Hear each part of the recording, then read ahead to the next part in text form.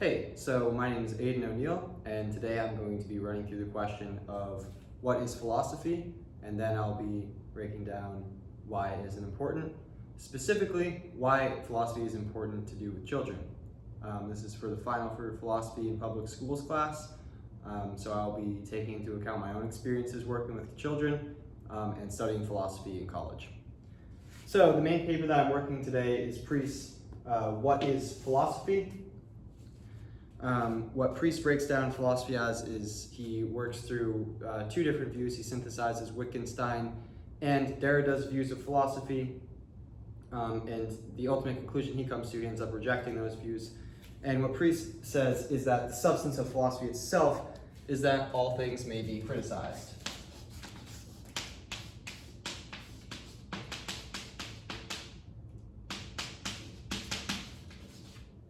His all criticizing view you might seem to think is self-refuting.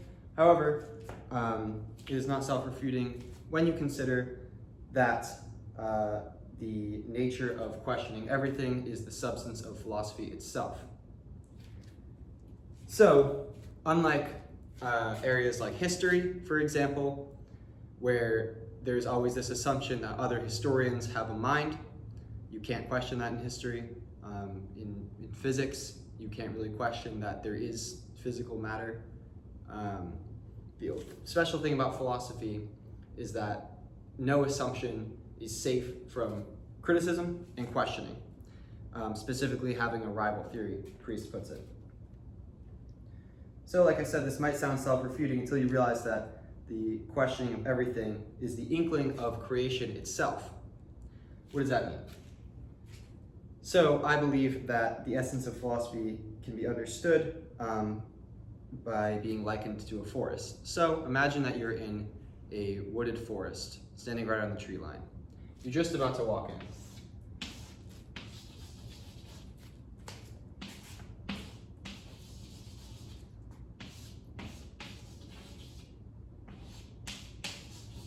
The first thing you might notice are the trees. They're very big. They're in the way, they shape the forest, they create this cathedral-like space where all of the plants and animals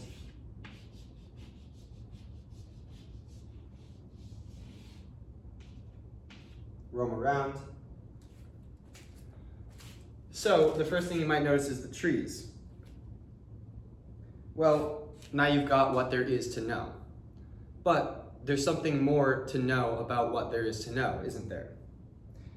So you reach down and check out the soil particles, the dirt. You reach down, pinch some of it up, pinch it between your fingers, and you say, hey, what's this stuff? Soil. And you see that it's actually made up of all little bits of pieces of trees, plant matter, maybe animal poop, and you notice that everything can be broken down into this stuff. And that's why that the trees are making this cathedral shape. The animals are there, the plants are there, the forest is. That's actually why. It's not that the big trees are there. At a time, knowing that the trees were there and creating the forest was true. However, the soil making up the ground from which the trees may come is the actual reason why. And so that stuff that's in the soil is the real reason why. So that the tree can be broken down into all these different parts shows that the trees aren't really why the forest is the way it is. And if you take away the soil, if you dig up all the soil, examine every plant and animal species, cut down every tree and process it into lumber, the only thing that's left after you've dug up all of that is the why, and why it is the way it is.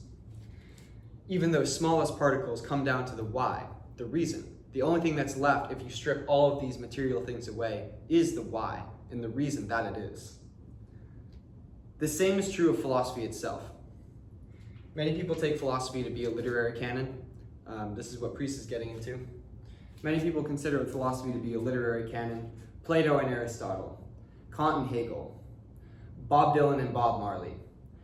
And if you take down all these philosophers' accounts of what philosophy it is and what their philosophies are, what you're left with is the stuff of their philosophy, which is reason itself. So we do philosophy because there is always more to get to know of what there is to know. Remember the forest example. So we should be doing this with kids. We should be doing this with everybody. Because there's always more to get to know of what there is to know. Even if you got to know all that there is to know, that would still be some kind of relative understanding of what there is to know. So there's more to get to know about it. Now we should absolutely be doing this with children. You might think, children don't have reasoning capabilities like adults do. They can't even form arguments. They might not even know what a complete sentence is and constitutes. Well, that's not really what philosophy is about. It's not just the literary canon. It's not just the writing. Philosophy is about getting to know reason and treating it like the friend that it is. It's in the nature of children to create reasons for the things they do. I know from what I experience in philosophy in public schools.